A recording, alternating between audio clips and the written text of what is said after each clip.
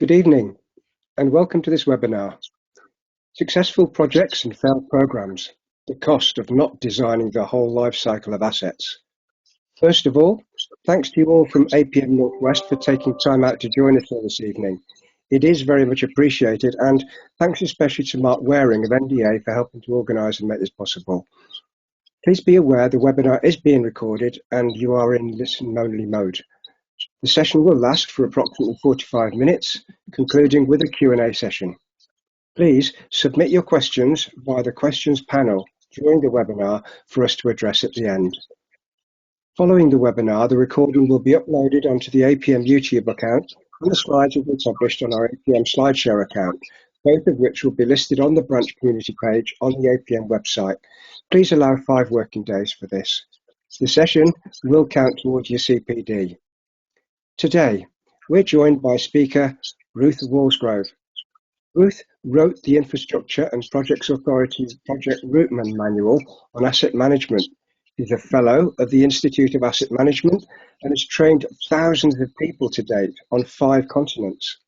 She co-authored Building an Asset Management Team in 2020 with Lou Cricks of Denver Transit. She's worked with many major asset owners in the UK, including Network Rail, Transport for London, Scottish Water, I worked for them for a while, and SSE, and currently supports Tennessee Valley Authority and major North American hydroelectric utilities, among other infrastructure organisations. In 2024, the modern discipline of asset management will be 40 years old. As a board member of Talking Infrastructure, Ruth is helping coordinate the accompanying celebration, using it to inform her vision of where we want to go in the next 40 years. I suspect we're about to learn a little more about this vision this evening. So, without further ado, it gives me great pleasure to hand you over to Ruth Wallsgrove. Welcome, Ruth. Welcome to everybody. I'm an asset manager, which is a relatively recent and quite specific discipline.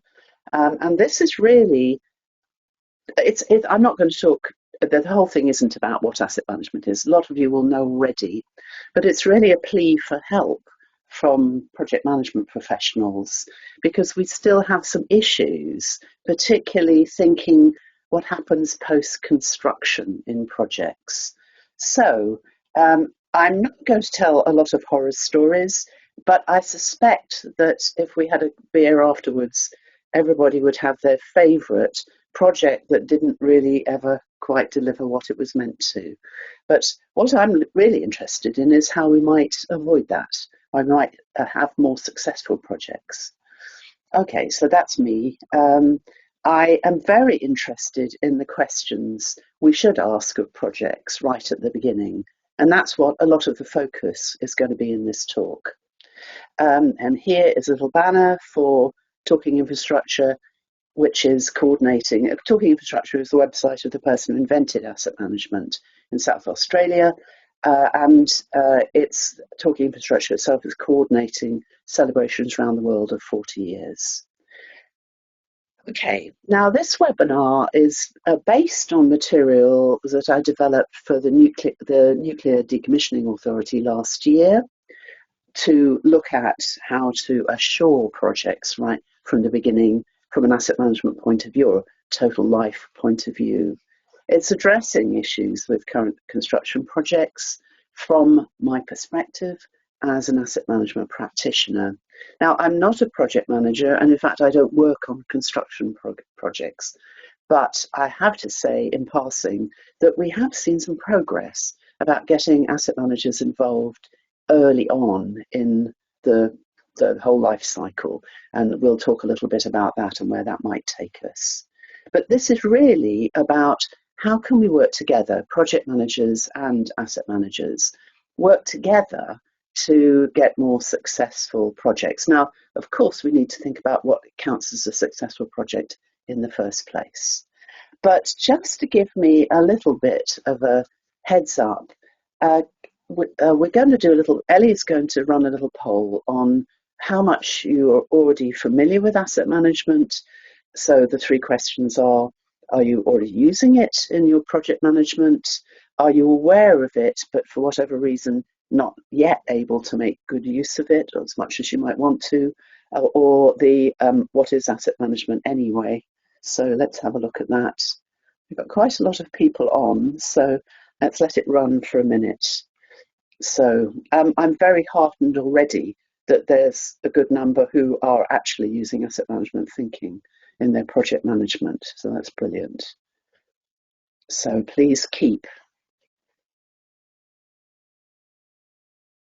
Yeah, lovely.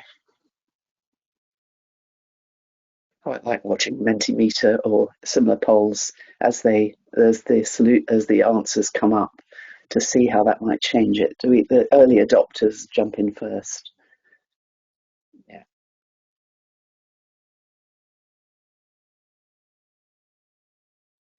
I have to say that I worded this quite carefully because even if you actually understand asset management and think it's the right way to go in some of our thinking, of course, there are structural organisational issues also about making use of it.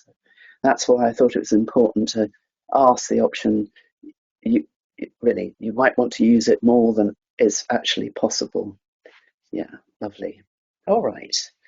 So All right, so more or less, we're coming up equal numbers for those different questions. So that's very useful. As I said, for me, it's very heartening that there are already project managers, professional project managers on this webinar who are actively using asset management thinking. All right, lovely. Thank you, Ellie. So I think I have to come back into. Right, there we are. So hopefully you can see my slide again. Okay, there we are. All right, so I think a good question with asset management is, why do we need something else? Why do we need something in addition to all the expertise we already have in things like construction projects? And the answer really for me is that we still have some issues. Too many infrastructure projects, I mean, we're still failing on some very basic parameters of cost budget, TBQ. Many projects, and it sometimes seems the bigger they are, the more likely they are to have these issues. They overrun on the costs and the delivery deadlines. So we still know, even with fairly straightforward project parameters, too many infrastructure projects. I'm going to talk about infrastructure, but it isn't just infrastructure we're talking about. It's just that when infrastructure projects don't work, lots of things don't work very well in our society.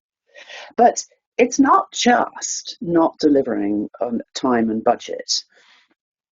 For me, even more concern is the question of how many major infrastructure projects truly deliver on their business case. And that's not anything to do with time and budget. That's to do with, do they deliver the benefits that were in the business case? And I guess the secondary question then is, do they deliver on the promises of costs as well? And then going a little bit further, do we even know how many major construction projects deliver on their business cases? Because an issue I think we still have in too many projects is we don't go back to check whether they ever did deliver their business case.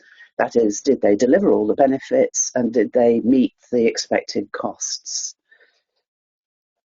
There are cynical asset managers in the world who wonder whether any construction project ever delivered on its business case, just because we have a system in our that a system I'm using in the biggest possible way, where we are almost incentivizing people to exaggerate the benefits and minimize the costs, to underplay the costs. And for me, one of the solutions, I think, to this pervasive problem is that we actually say upfront how we're going to measure these projects, and not at the end of the project, because I'm not really asking whether the project succeeded. I'm interested in whether the assets we deliver through the projects actually deliver. And you can't really do that at the very end of the project at handover to operations and maintenance. You really have to look at it 1, 2, 3+ years on in operations to see whether it's actually delivering benefits. So I think, curiously, that question of business case validation has been in good practice business case methodology, project methodology, for a long time in Britain. It's not so obvious in many other countries, but in Britain it's been around as long as I can remember. But we don't necessarily do it. We don't necessarily go back after, say, 3 years and check how reliable the asset is, or how much it actually costs to operate, or how difficult it is to maintain those, and is it actually delivering to the customers. And if we don't actually even measure whether they succeed, then we really don't know how many actually succeed in the business case terms. I think there's yet another issue, sorry to be sounding a bit doomy here, is that as a society, we tend to focus on design and construction.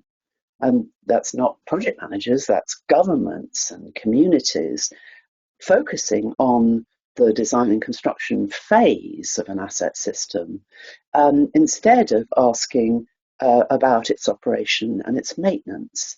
Operation and maintenance for many assets, like the nuclear decommissioning authority projects, are actually quite expensive to operate and maintain.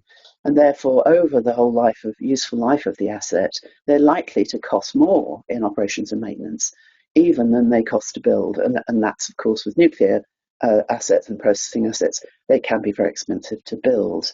Nuclear assets obviously have some other interesting joys, like things like decommissioning. So because we're not asking how much it's going to cost to operate and maintain, or what it's going to be like to operate and maintain, we don't have enough of an emphasis on design for operability and maintenance. And we don't measure them. We don't set it as a parameter at the beginning, and then we don't go back to measure it. All right, so that all sounds a bit doomy. And it's a little bit, to me, it's not the fault of project managers.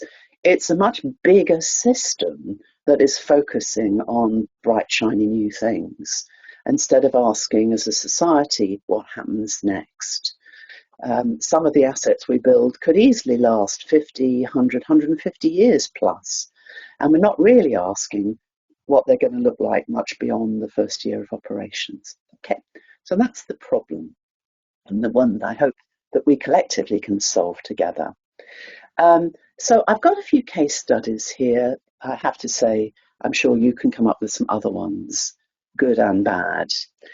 This is just one I know very well, a new rail line. This is actually in the United States, where I mostly work, where the business case was a local, state, and federally supported new airport rail line.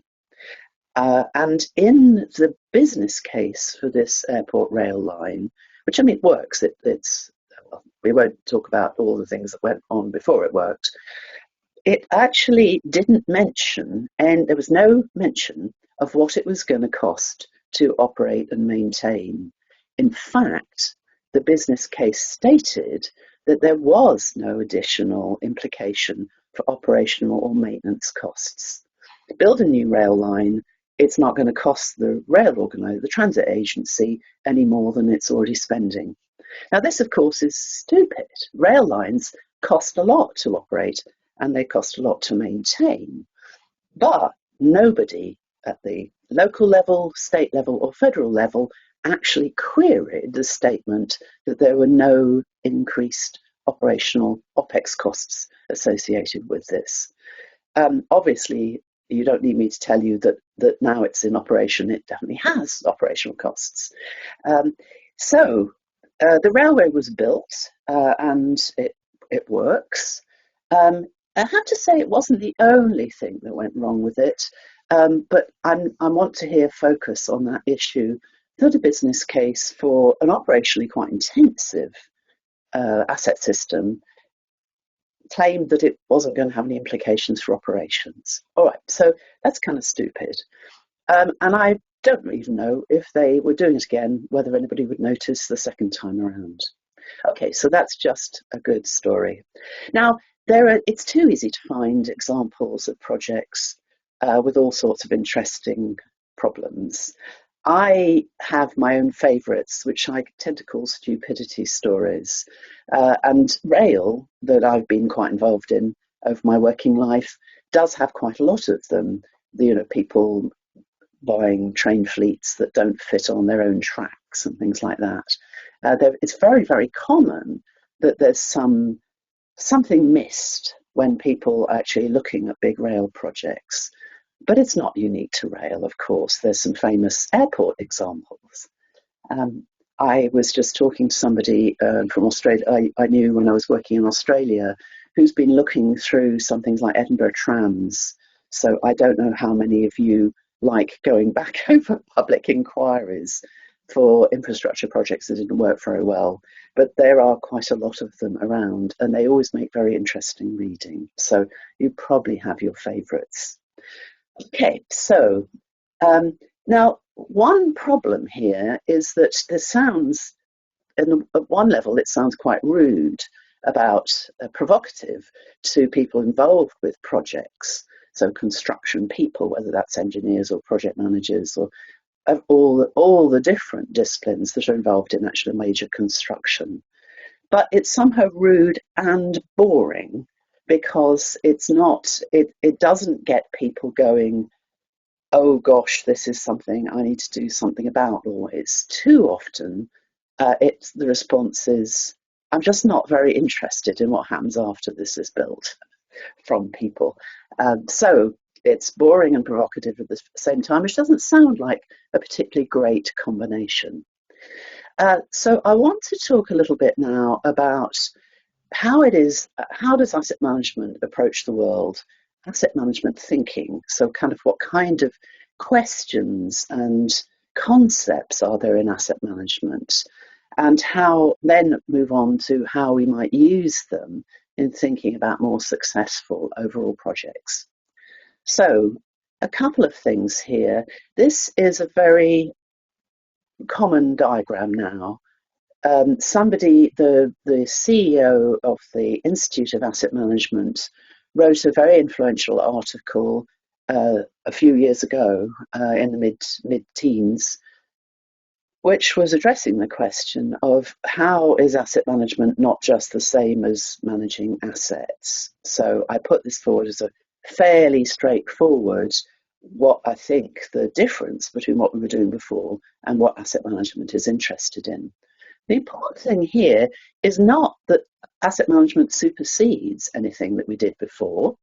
We still have to design, construct, operate, maintain, dispose of our assets. We still have to focus on daily operations. We're still very, very dependent on local expertise, people who really know the assets. We're going to fix things when they fail. We have to be able to react well, etc. And all of the disciplines that are involved in what asset management loves to call lifecycle delivery, they're still as important as they ever were. So construction, operations, maintenance, we still need all of that. Asset management is something on top of that and complementary, but it's a different perspective. It's about thinking the major focus is on longer term performance and optimizing longer term performance, looking at the whole cost or total cost of ownership of an asset system. It's about integrated system thinking, not just in design, but in operations and maintenance. Life cycle thinking, which has a few different implications. For example, about making sure that when we design assets, we're thinking of what it's going to look like in 30 years' time or the rest of its useful life, making very good use of risk to decide what we're going to do and what we aren't going to do, and being very proactive. So I hope you get this, gives you a sort of sense of asset management is on top of managing assets. It's complementary and adding to what we do already. It's not superseding it, because it isn't about going out and doing things the assets. Asset managers are not subject matter experts. That's not why we have them. They're much more about coordination and facilitation and decision process optimization. A few things which I think are important about asset management is there's a concept of an asset management system, which isn't the asset system and it's nothing to do with IT, but how we need to build very coordinated frameworks for consistently optimal decision making and evolving that. You don't get to that in one leap, but a system approach or management system approach.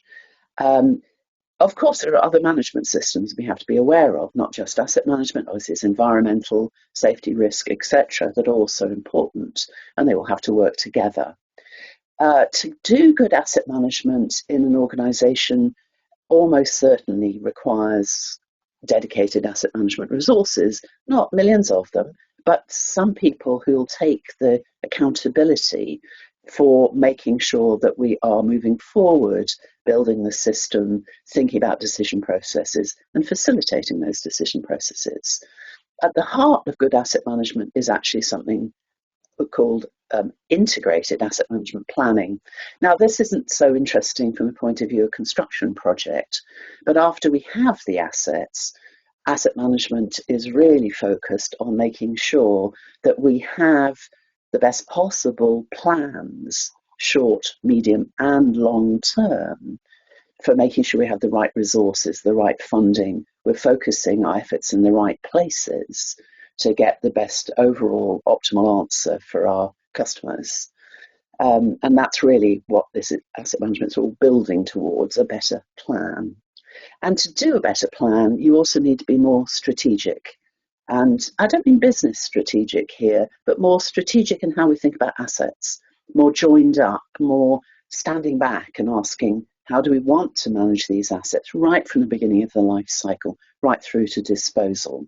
And that's conventionally, it's said to be around optimizing against cost, risk, and performance in every decision.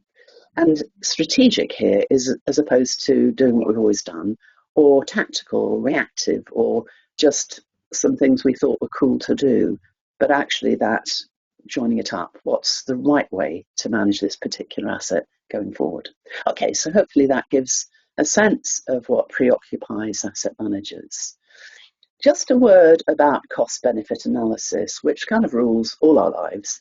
The cost-benefit analysis says that unless the benefits of doing something are bigger than the costs to do it, we shouldn't do it. And that's been central to business cases and project thinking for as far back as I remember. I don't even know who first put cost-benefit analysis into it was kind of always there in my working life. So we're always talking about, when we think about whether we're going to build something, we're going to put capital into something, we're asking the relationship between benefit and cost. But of course, we kind of need to go beyond that to say it's not just that the benefit is bigger than the cost, but how much better is the kind of benefit per unit pound, which we capture in various measures of return on investment. Now, I'm not going to talk about return on investment, and asset management generally doesn't, because there are lots of people who've got lots of ideas about how to. I was once teaching the asset manager for East Russian ports. He wasn't Russian and he wasn't working for a Russian company, but ports. The East Russian ports are very big because there's a lot of Pacific trade. And he was very good on all the different possible ways you could think about return on investment and how they all had strengths and weaknesses and different kinds of people like different measures. So I'm not going to wade into that area. But asset managers are very interested in how you might end up with an optimal portfolio using things like risk reduction per pound when we decide what we're going to renew or refurbish. So that's the sort of asset management thinking not really individual projects, but how the combination of things we're doing actually adds up to the best answer.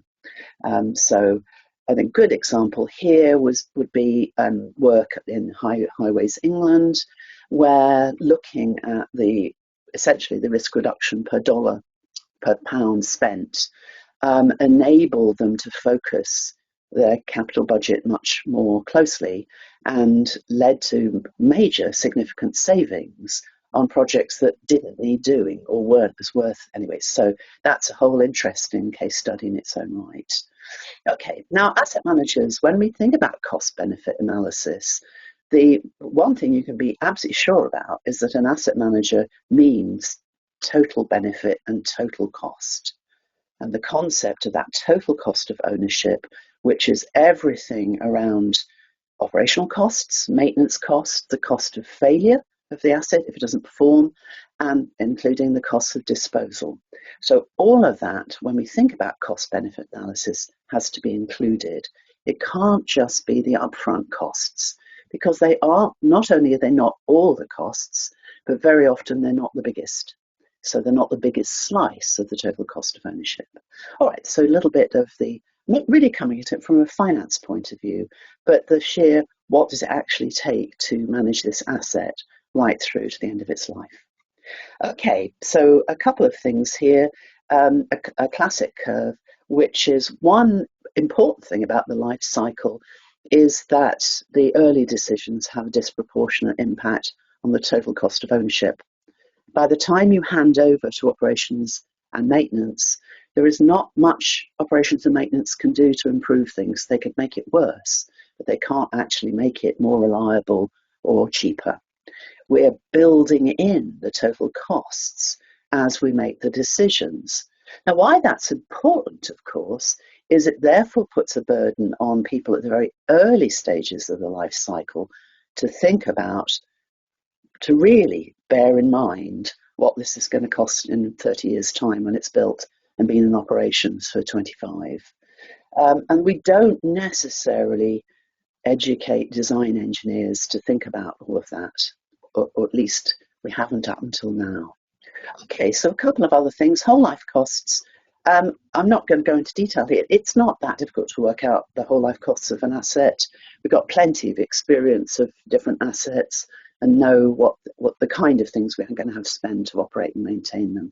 This is just an example. There's no such thing as a generic cost model because it entirely depends on the kind of asset.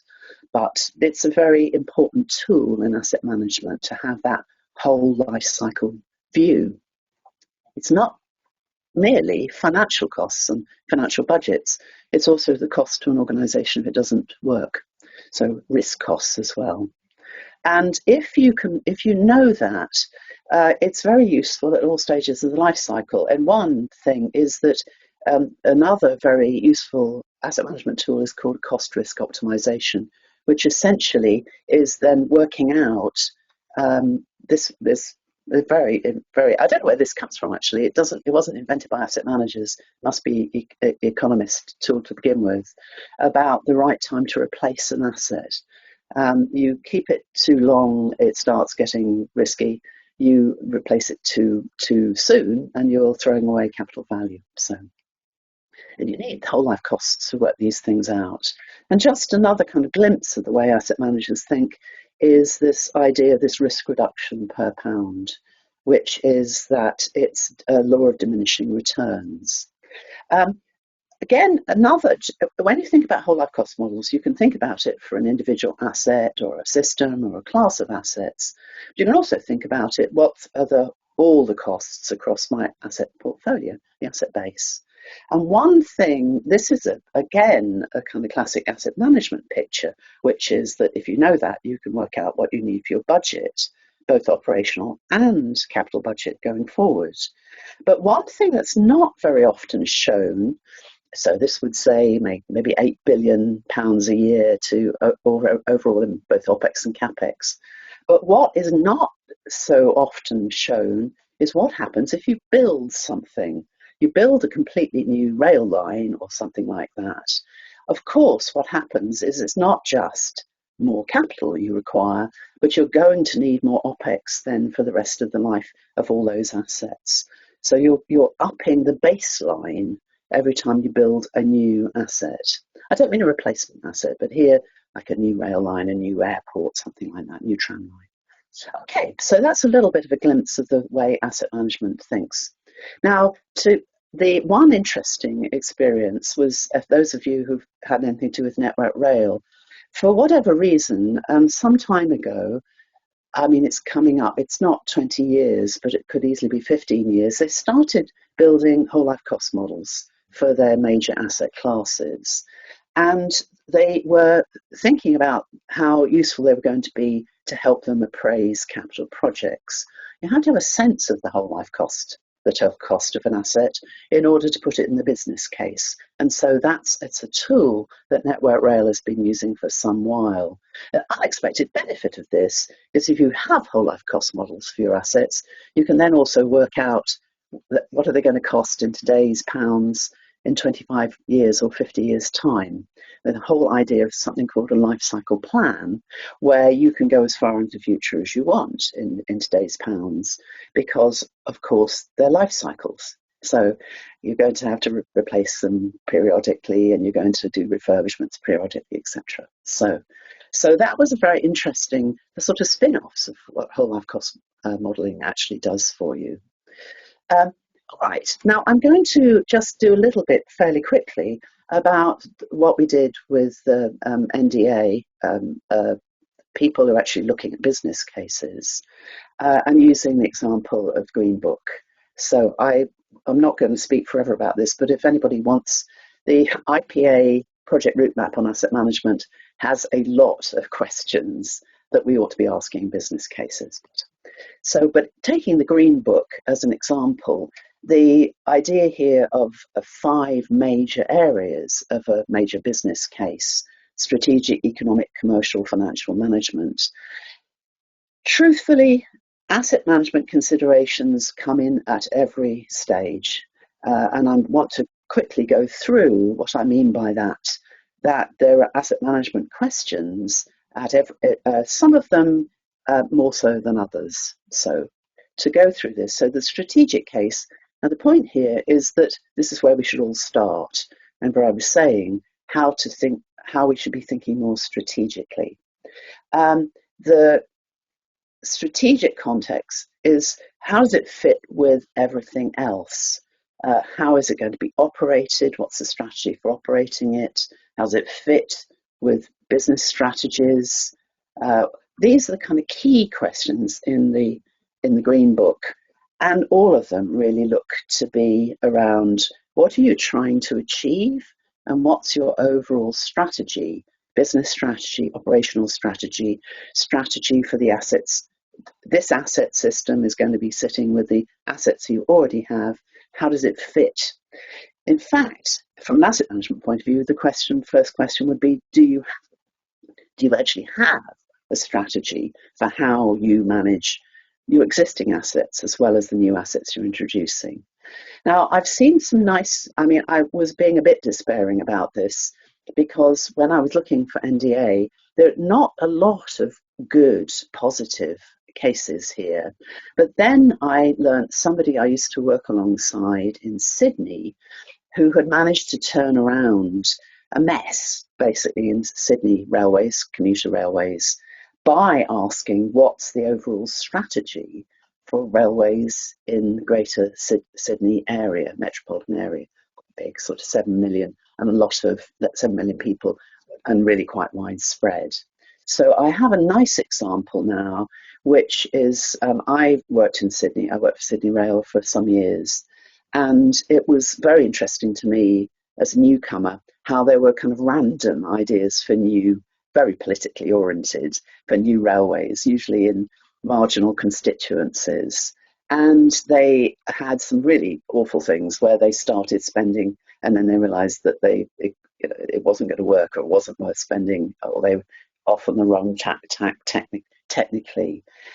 So there'd been, 20 plus years of people having bright ideas for new rail lines.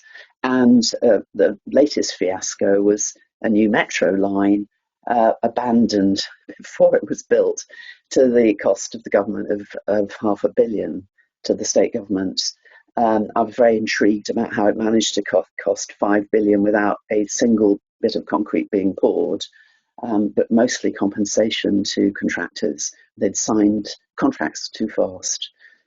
Success for the latest rail line only came when somebody led the question of what's the overall strategy for rail transit in the Sydney area, and could show, for example, where were the real bottlenecks.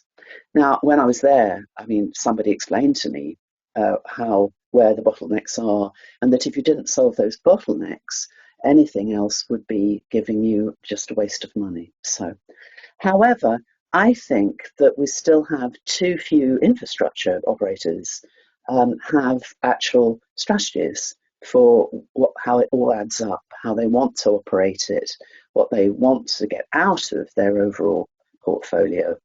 So, and that is going to be even more obvious about things like what's a good strategy for how you do the maintenance.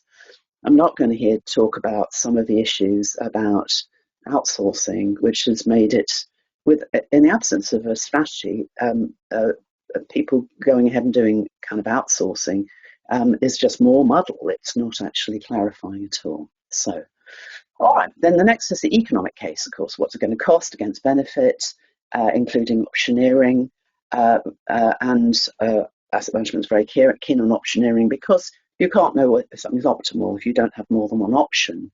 But of course, the major banner on this one, we must think about all costs, all risks, as well as thinking really through the benefits. There's an interesting book called The Infrastructure We Ride On about mega projects in road and rail around the world by a couple of American academics, where they said that the cases they were looking at, some of the very famous stories, more than half of them didn't have a proper economic case in the first place. That is, somebody had not actually really done their homework on the expected benefits, even the benefits, even before starting to think about the costs. Okay, so options appraisal, as I said, asset management's very keen on that. And we have to also think about all the different things involved in an operational asset. I'll come an example in a minute. But the different options, what can we say? Sometimes people look at the kind of exciting bit of the project and they don't think about everything else you're going to have to consider. The options for how you do spares or where you're getting your energy from, or etc. Decommissioning. If we're evaluating a business case, we should ask whether it's any evidence that anybody really looked at options, or whether they didn't just go and make a good case for the thing they wanted to do anyway. Do the figures make any sense?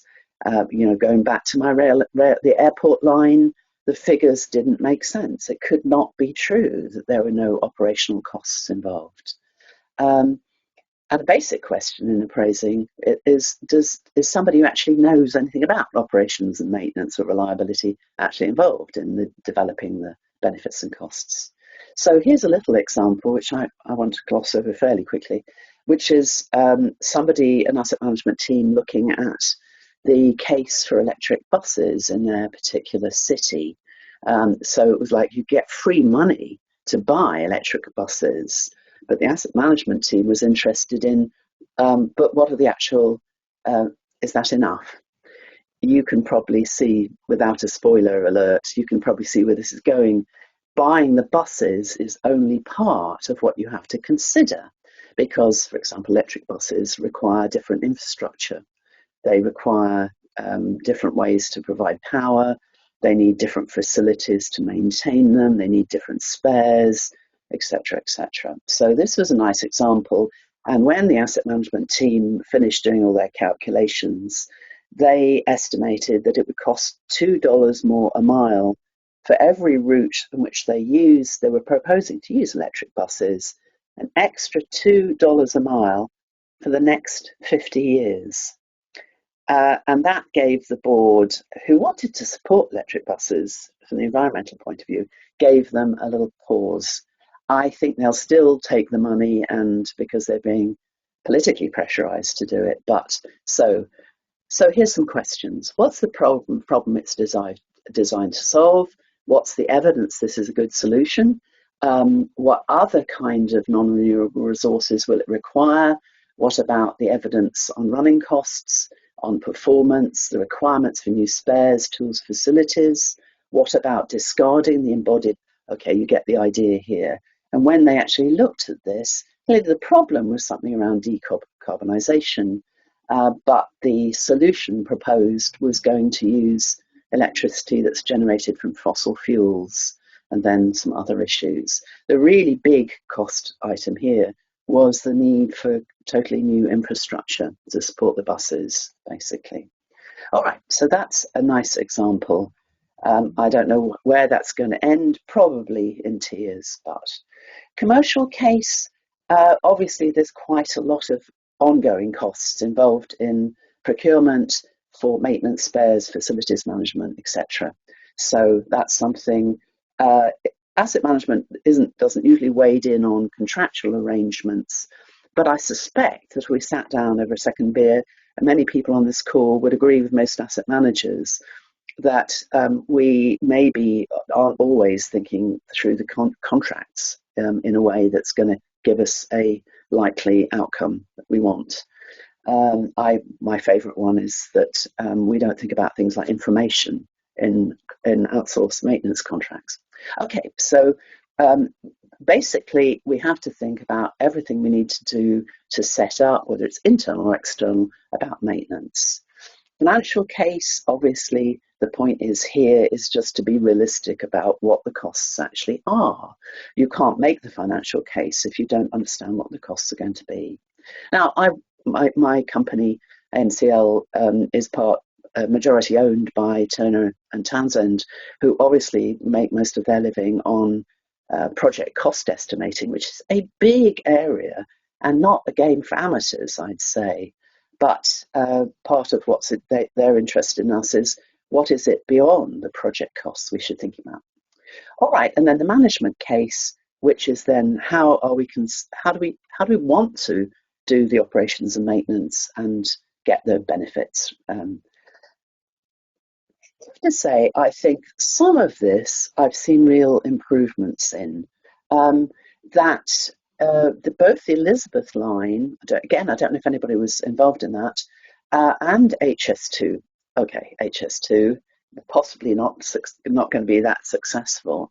But one thing they both did do, I don't really know why, but they explicitly involved operations, maintenance, and asset management right from the beginning, even before the designs were finished, to get the people involved who know about operations, maintenance, asset management to be thinking about the strategies, so often called handover strategies, but they aren't strategies for handover. They're also, what is the operational strategy going to be for this railway or this airport or whatever it might be? What are the maintenance strategies? What about the information strategies, the resourcing strategies? All of that we should be thinking through. So I won't go on about HS2, but this is possibly not going to be a good case either. But it's intriguing that NEOM, or the line in Saudi Arabia, already, even before a single shovel of sand has been dug, there's already an asset manager there, and her title is asset management and handover manager. She's in place for the duration to be thinking through the arrangements for operations, for maintenance, the strategies for operations and maintenance, for handover of as-built information. So she's going to be there for at least 9 years. We could possibly have some fun with a third beer on how long we think that's going to really take before it's completed. It's obviously, the funding is spectacular for how much it's actually going to cost even before any cost overruns. But so we have got a bit of I have to say that although I'm very happy to see this kind of thinking around what's it going to really be like when we operate and maintain it, I still think we suffer far too much in the world from inadequate handover of as-built data. Asset management is dependent on having good data about what assets we have, what condition they're in, how old they are, etc. And yet that's still a bone of contention at the end of projects. I guess to some extent at the end of a long project, the last thing you want to do is sit down and enter data in a database. Obviously things like BIM were trying to address that problem, but it's still a bigger problem in the world than it should be. So I'm very interested in your views on that. All right, so call to action. The first is a closer liaison between the project management profession and asset management practitioners based on a shared understanding of the total cost of ownership, everything that's really involved so to me, it's not only cost must be total cost, it can't be partial cost, but it's what's a successful outcome for the assets, not just the project, especially for assets that could still be around in 50 or 100 years' time. What is the overall outcome we actually want, and how can we work together to make sure we achieve it? I mean, this just gets more important when we think about this, when we think about non-renewable resources and carbon and sustainability and resilience. All right, so the second thing is how can we work together? So neither you nor me are design engineers probably, is how do we make sure that things like cost, risk and performance, total cost, risk and the actual performance of the assets for the customers are built into how we think of doing design? And does that require that we perhaps have slightly different approach to educating design, making design engineers? And also then thinking, how do we build it into the business case, including parameters, which is to be a successful project, this asset must to be a successful asset, this asset mustn't cost too much to operate, or it mustn't be too unreliable. There must be reliability targets. Asset handover, properly costed and resourced from the start, as at NEON. That seems to have a sentence that's not quite finished. Development before handover of operating strategy, maintenance strategy, etc. So that is my pitch. And at this point, I would like to hand over. But I want one question that I want to ask you is, what might we want to do to add to engineer education, to project management education, to our methods and tools that will actually, going forward, my view, I have this kind of, what we want to build future-friendly assets that not only meet future needs, but they're also not going to cost us too much or in 50 years' time. So my question is, can I please get any of your, I don't know how to solve all these problems. I don't think asset managers know how. We kind of know what the problem is, but your ideas for ways to build on our education, training tools for all of us to actually get this bigger picture for future-friendly assets. So before I let you do Q&A, I'm asking you a question. So anybody got any thoughts? Big or small? We have to start where we can.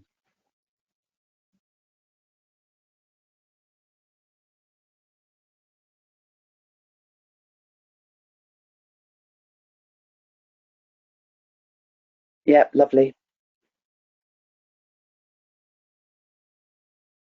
Well, that's very interesting. What happens if the customer, I said that there wasn't, not always anything much we can do, even as project managers. If the customer doesn't understand it, what are we meant to do if they don't want that? I can't help but think that the customer doesn't ask for this because they themselves aren't realizing what they're going to end up with if they don't have this bigger picture, this total cost of ownership, what it's going to look like for the whole life cycle. Yeah, lovely. Yeah. Yes, I mean, I really think this is a thing of collaboration. I'm afraid to say, I'm not completely convinced BIM is the total answer. I admire that people have tried to use it, especially with the handover of as-built data. Um, but I suspect it's a change of heart as well as a tool is required. Yeah, I'm very keen on value management as well as asset management. Put that together. We sometimes call it risk and value, which is to look at making sure that we're right scoping, because even with a lot of good intentions, if we don't right scope it, we're going to have a problem. Yeah, lovely. Thank you very much. Yeah. I'm hoping, Ellie, that we can capture all these. I'm going to Yes, just take my absolutely, phone. and they'll be shared post event. Lovely, thank you very much. Yes. I think it's also true that this has to start at the business case. And that's, of course, I suppose what IPA was trying to do as well. But I also think it's how do we bring along hearts and minds, and how might that be start in college, for example, and in professional training to make sure that this is seen right from the beginning as an important thing as we bring on youngsters to become construction people. All right, that's lovely. And if any more thoughts, and of course, I'm very interested to talk beyond this. It's the asset management manual for the IPA was a bit of an afterthought, even for the IPA. So, and I doubt it's the first manual that people are looking at in the IPA project route map. All right, well, thank you very much for that. So, back to me. So, the kind of thing that I'm working on with colleagues is a user-friendly way to ask questions. The project route map has lots of questions, but it's a bit indigestible. So thinking about tools that people could actually use to prompt and even to suggest some heuristics. So what's the evidence for ongoing operational costs, including sensitivity to changing costs like power costs? What do we know about ongoing maintenance costs? I mean, operational maintenance costs are certain kinds of assets. You can be certain that they're going to have certain sort of operational maintenance costs. So it's not the same for all different assets, but for a given asset class, it's pretty predictable. Are we making use of what we already know that we can predict? Positive evidence of looking at different options, including where can we reuse what we already have, or OPEX solutions. Of course, questions about decommissioning and disposal costs, treatment of ongoing risks. So for asset managers, a big part of the overall management of assets ongoing is thinking about managing the risks that they're going to fail to deliver. So, which is always a cost. Overall modelling of costs and risks. What have we done okay, so that's a beginning of the kind of things we might do as prompted questions to get people, when they're looking at business cases for a start, will remind people in an active way to actually ask these questions. So that's some of what we're thinking about. What could we do to make more useful tools about how to look at business cases? All right, well, that's sort of me. So I'm going to now hand back to Gordon for Q&A. I can't see questions, so I'm just hoping there's lots of them. So, Gordon, back to you. We've got a few questions, and I think that you've certainly set many hairs running and many good food for thought. Just looking at the different directions all those suggestions were going in, which was really good. So it's definitely worthwhile from that perspective. First question, I'll start with the latter one first. Sherry has asked, Often, when constructing, the contractor builds what is best in their scope, and unfortunately, sometimes this has long-term effects on asset management. How can this be Yes, yes. reconciled when it's in the contractor's benefit to do things in a certain way, but not for the company long-term? It's quite Yes, I long. think that's a really good question. And of course, it's a big question. Construction companies, who I know well, they make their profit from making profitable projects. Nothing, intrinsically that ties their interests to ongoing costs and risks. But there are people have tried various ways to set up contracts for, say, design, build, and design, build, and operate. I suppose is one way of doing it, which is to incentivize the construction companies to have skin in the game with ongoing costs. So I think that is a challenge, and but there are some. I'm sorry, I didn't actually think to add some examples in here, actually, good and bad. How do you incentivize somebody doing construction to think about whole life costs? One problem, of course, is that the whole life costs will be realized after they're long gone. So how do you so this is a little bit around how do you incentivize them to weigh up construction costs against likely ongoing costs. Don't buy cheap when it's going to give you longer term extra costs. So there have been attempts to try to do that. Certainly don't incentivize construction companies to buy the cheapest things up front without consideration about their reliability or their useful life or how expensive they're going to be to operate and maintain. So, of course, it's partly incentivization, but it has the intrinsic problem that they're not going to be around unless you in some way contractually bind them in to ongoing processes and costs. How do you incentivize them at least not to do things which look like they'll save time and money up front, but will only lead to tears later on? So that's a great question, and I don't have an easy answer to it. But it's certainly a question we should ask. Are we actually incentivizing them above and beyond what they would naturally want to do to only focus on the profitability of construction? We still do incentivize them to do it. You still see it a lot. So I think that's yeah. Okay, thank you for that. And then Richard asked, on mega projects, how do we get to the integrate strategy when politicians don't agree on very much? This scales Yes. down to smaller projects where local politicians can't agree. Yes. I mean, of course, at one level, the problem there is if local politicians don't agree on what they're trying to achieve, we shouldn't be surprised that they don't achieve it. Thinking more strategically, I mean, of course, there's the question about thinking longer term, which politicians don't necessarily do. But if they're not agreeing on strategy, I suppose the real answer here is that we have to encourage them at least to spell out the strategy. If they don't agree on the strategy, I'm getting myself in circles. If they don't agree on the strategy, they don't agree on what the asset's going to do, they're not going to come up with a sensible answer for the asset in the first place. So it's basically saying if there isn't some strategic direction that they're clear about, then it's not surprising that a lot of these mega projects end up being basket cases. So I don't know what you do about politicians who don't agree with each other.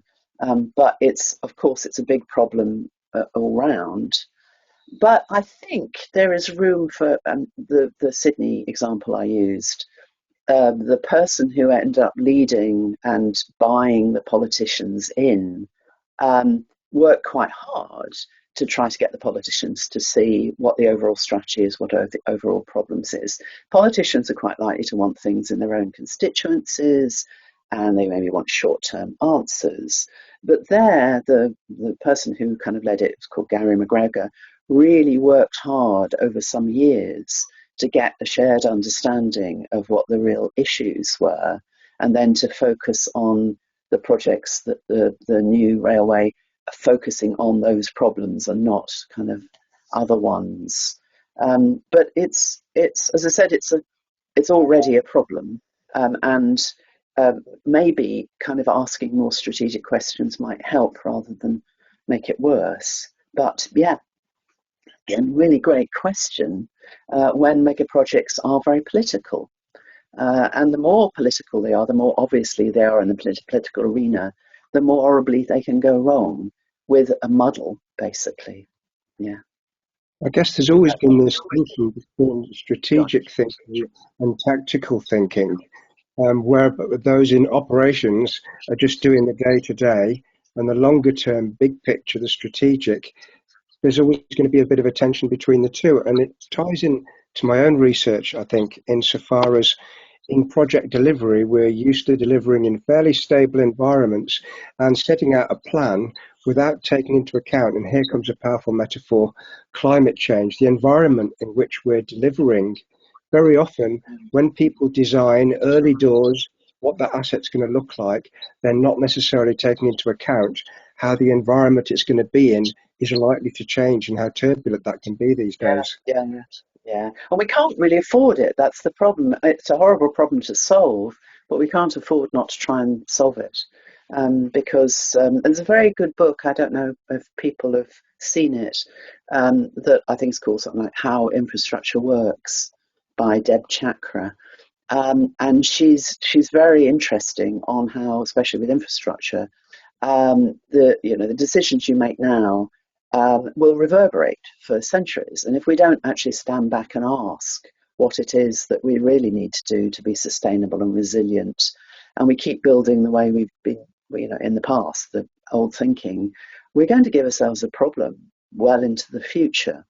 So it's a big problem to solve.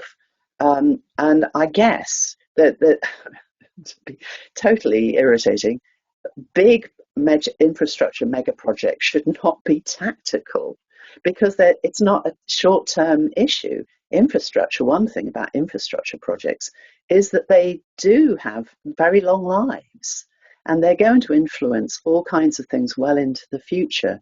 We cannot afford to be tactical about them. I guess this is just reinforcing my love of the word strategic. We have to be strategic, and we have to be informed, and it's more urgent now than it ever was. I mean, we all kind of know that in their own way, some of the things that we admire from, say, Victorian engineering were quite far-sighted. They were thinking, how is this going to interact and work well into the future? Short-term tactical major investments sounds like a contradiction in terms to me, especially in a changing climate. So Yeah. yeah. Paul asks, some of this feels like a failure by project sponsors and initiators to define the full set of requirements, which is surprising, Yes. given they must have clear life cycle needs. They definitely do have major life cycle. Well, life cycle realities, I suppose, is the right way of putting it. And the point is that if they aren't thinking it through, what this is going to look like in 30 years' time, then they can miss their own. I was going to say something completely inappropriate. They'll miss the things that they will succeed or fail on. They won't even think that. Yes, they should be thinking about it for their own good. But if they are, and I suppose the question comes back to all of us, how, as professionals in this world of assets, how do we make sure that the sponsors are asking the right questions, and that it's one of the things that we teach for proto asset managers, is that we have to be the people who are bringing out the implications. If you do this, then these are the implications. If you do this alternative, there are different sets of implications, which may not be obvious to the business sponsors, to the project sponsors, to the boards, to the government funding it. They may not be obvious, but we have a responsibility for trying to bring that all out. I suppose it's a slightly ethical question, isn't it? That we don't go along with something where we think it's going to fail for the people we're delivering it for. And how we do that and how we work together to say, I mean, that's kind of goes back a little bit to my naive idea of something like kind of tools, which would say, well, you're building a road, and the chances are that this road, given the kind of road it's going to be, this is what it's going to cost to maintain over the next 25 years. It's not we don't know that. The sponsors may not know it, or they don't bring it together, but we could bring it together. So at least it reminds them. As I said, I know this might be a little bit naive, but I have this vision that something which just basically goes, remember that a road is going to cost you to maintain. Are you happy about how you're going to maintain it and where you're going to get the funding? This is problematic in the UK, but it's problematic in other countries where they do things like federal funding of roads to build them, but there's no federal funding to maintain them. This looks like a losing proposition from the start. So what can we do to bring out the implications? If it's a road, then it's going to need these things. And that's what interests me. If it's a new bus fleet, it's going to need these facilities. Have you thought about how you're going to do the facilities? So it is a little bit like a kind of glorified checklist that we all, a common view of that checklist, I think. Anybody at all convinced by that, by the way? Very interested in people's feedback on that. But yes, the project sponsors aren't even thinking about their own interests, which is quite... I was being a bit cynical about construction companies, but the project sponsors are going to have to live with the answer. So how can we help them think through all the things they should think through to make sure they get a success in the long run? I think something on that checklist side of things is reflected by the gentleman who invited or helped to bring you here today, Mr. Mark Waring, who Yes. commented that add asset management questions into the design review process. Yes, yes. I've seen nice examples of that, perhaps a little bit more. I was probably a bit more involved in that side when I was working in Australia, but I have to say that I was very impressed with organisations where I'm working with, where they really did make sure that you were design reviews considered maintainability and reliability as part of the review process. And that, I think, perhaps very much influenced my thinking, which is we should have a sense, even if not all designers are thinking about it, at least a design review process that picks up what the cost implications of maintenance and the cost implications of unreliability are going to be. And that I saw some good practice on that in Australia. The designers didn't much like it, actually. They didn't particularly like to be called out on whether they were making things unmaintainable or making things unreliable. But we do have the tools from the world of reliability engineering to do that. So one of my things is we should do that. We know how to do it. So anyway, yes, Mark, yes. You can nail two questions in one here. Both Mike and Ioana are asking the question how we effectively educate customers better on asset management and related long-term benefits. Say that again. How do we educate customers better on asset management and the related long-term benefits? So how do we get into with the client and the customer? Yeah. Yes. Now, I think of that as being the rest of my life. That's going to be my life's work. How to get, say, politicians, for example, thinking about these things. And I'm very interested in initiatives which are trying essentially to educate things like politicians, governments, which doesn't necessarily politicians, also civil servants, etc. And asset owners generally about the important things to think about. Of course, at one level, we can get, I mean, I work with a lot of other asset managers around the world who are very interested in this question. And on a bad day, we can think the problem is that we just live in a very short-term culture. That is that people want short-term fixes, tactical. They don't want to think through what happens next. And that does seem, on a bad day, seems a very difficult problem to solve because it's not just about projects or assets. But on the other hand, I'm a fairly optimistic kind of person to keep working at how to educate people more generally about the longer term, really, and the total cost of ownership, and what happens next. So I'm very passionate about it. But obviously, if I had a magic way to do it, I would love that. I think it's going to be a hard slog, and you can see why we need an alliance between project managers and asset management to actually do this. It needs to be something where we're more a concerted effort. Apart from anything else, there are many more project managers in the world than there are asset managers still. So things like trying to look at future-friendly assets initiatives. And there are quite a few asset managers who are quite passionate about this. And I'd hope that we can get an equal kind of amount of passion out of project managers too. The pride in what we can deliver turned into making sure that the sponsors, etc., actually do take seriously what they need to.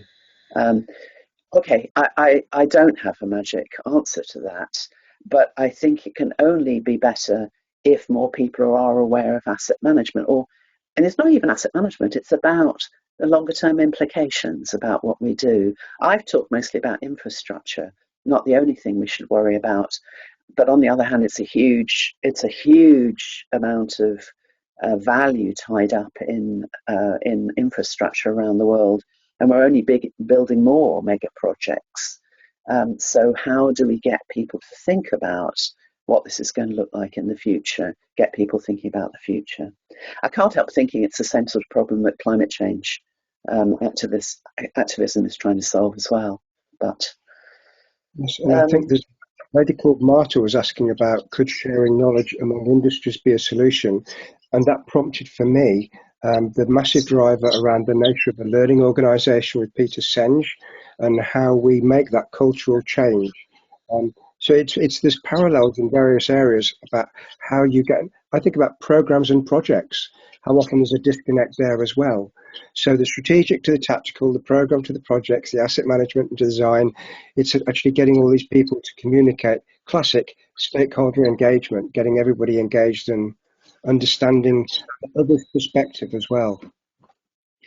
And I think, in a way, for me, program thinking is part of it, because it's rather than thinking of individual projects. That's never true. Any individual project is likely to be in a larger context, and that is in programs, and of course in the overall strategy for the asset portfolio, existing as well as new. So I can't help thinking there's a useful why do we feel the need for programs is because individual projects don't stand on their own. They can't deliver the benefits when they're seen as being isolated. So I think there's a bit of thinking there. I still think that we sometimes, I think, suggest that it's harder than it is to work out what an asset is going to cost over its whole life. And I think that's one thing for me, is we have to stop thinking that. We know plenty about what assets cost to operate and maintain over their life. If we bring it together and sort of bring it out, like that $2 a mile, when we bring it out, people are not stupid, even politicians, they're not stupid. They can see this is a lot of money we're talking about. And it's almost because we've maybe not even had confidence that we can say something, but bringing together what we already collectively know and presenting that to people in maybe graphs or, but to show this is, so there's quite a lot of interest. Asset managers talk quite often about, is it, how do we bring out what we already know about the ratio between operating and maintenance costs and construction costs? Most people naively assume construction costs are bigger than operations and maintenance. That is almost never true, especially with anything that has any significant operating costs. So somehow bringing out those factors, that is also thinking, if you're still around, in 10 years' time, this is what it's going to look like to you, actually. We can already tell you now. There's a bit of wishful thinking I've seen in governments where they go, can you not go on about what it's going to cost to maintain? Because it's hard enough to make the business case even without that. And you think, but it's real. You will be spending those maintenance costs. So there's no point. It's head in the sand territory if you pretend that they're not there. So, yeah. All right, I probably didn't give a satisfactory answer to any of these questions, but I have to say they are the right questions, and it's really heartening that you all see this. So the question then of kind of how can we work together to make this better starts with a conversation that we want to, basically, and that we have a lot of things that we share, basically, about how we want things to succeed. We don't want to build things which are then never going to give the right cost benefit to the society we live in. So, and I can't help. I think question. We're pretty close to the end of them now. Somebody called Essie wrote, decommissioning of an asset is very important. Consideration for modular and detachable structure will be helpful. And coming as I do from Sellafield, where all those decades ago there was all that stuff was put together, and the time and effort we're having to put into now, dealing with what back then was never anticipated, which was, how do you deal with this 10, 20 years down the line? Yes. Well, of course, it's again another really nice example, or nasty example, really, that we know how expensive it can be. Well, I'm not absolutely sure we completely know how expensive it's going to be for nuclear, but we have enough evidence to know that it's very expensive. But for example, we've got experience of decommissioning North Sea oil rigs. So we know. So we kind of have this professional responsibility to make it clear that a business case for a North Sea oil rig has to think that it's going to have these costs, unless, of course, I mean the modular, etc. Unless we start seriously asking the question, how could we design this differently so it would cost less to decommission? And that is a good engineering problem, that surely we have good engineers who could start thinking about that and of course, put that in the business case. We've got different options, some of which are going to give us much more of a long-term headache than others. I don't pretend to have the answer for nuclear, but we have enough knowledge. I think that's my last final thing, really, is that if we put together what we already know what this looks like, and we can already start setting, okay, if you do this, if you continue the lines we're going on, this is what it's going to look like in 50 years' time. Whereas perhaps if we thought of some more creative alternatives, then that makes it, we can maybe start to make the case that with a bit of extra thought, we can get much different results in 50 years' time. And for me, that's a really urgent question. So, yeah, well, thank you very much, everybody. I'm glad to see many. Okay, go on. Yes, I'm happy to talk on that. I'll ask this because a few people might be wondering. Richard asks, what is the main difference between asset management and project management? Well, we have different parts of the puzzle, haven't we? Project management is how to manage projects. Asset managers are not about how to manage assets.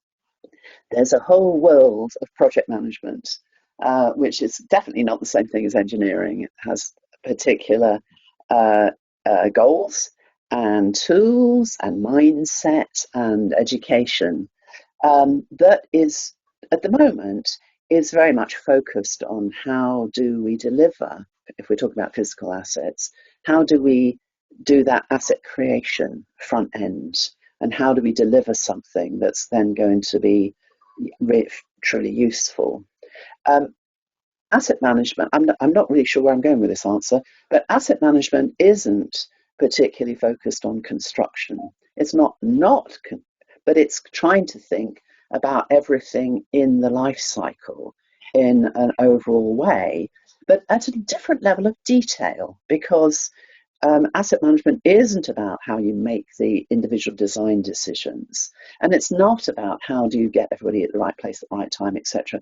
It's a different kind of skill, and for me, the skill of an asset manager, of the asset management profession, is how do you bring things together? How do you sort of paint the bigger picture, the whole life cycle, and what does that require? So it's a different level of detail. It's not, asset management is not, I suppose like project management, is not actually a technical expertise at all. We've got lots of technical subject matter experts in the world, etc. And I suppose project management and asset management have that a little bit in common. But asset management it has to be a slightly more helicopter view of what does this look like on the whole portfolio over the next 50 years, and has really quite different tools. This is not trying to organise people, it's trying to work out what's the right strategy for managing our assets going forward. So I think it's quite different, but they're very complementary. I'm hoping you agree. I don't think there's any disputed territory here, actually. I think both professions they're not technical, but it's not a game for amateurs either. They're quite specialised. They have specialised education and tools and even key concepts that are different from each other and from engineers and operations and maintenance. But I don't think everything is project management. But equally, asset management isn't about the details of how we actually build things. So, Well, Ruth, is that a reasonable answer? Yeah, you've helped us all to build a much richer picture. And I think one of the big benefits of this is people are going to go away with questions, food for thought, carry it forward. If we had all the answers, it wouldn't be anything like as effective. But people can go away now sensitive to the significance of this and the need to take this into account and build this in to the way we work in the future. So thank you very much. Okay. Yes, thank you. And asset management isn't the same as maintenance. Asset management does have that whole life perspective to bring things together. But we've all got our part of the puzzle, haven't we, I think? Anyway, thank you very much for everybody. And please do keep in contact. Thank you very much, everybody. Good, thank you very much. Thank you. Great. Thank you, everyone. Good night.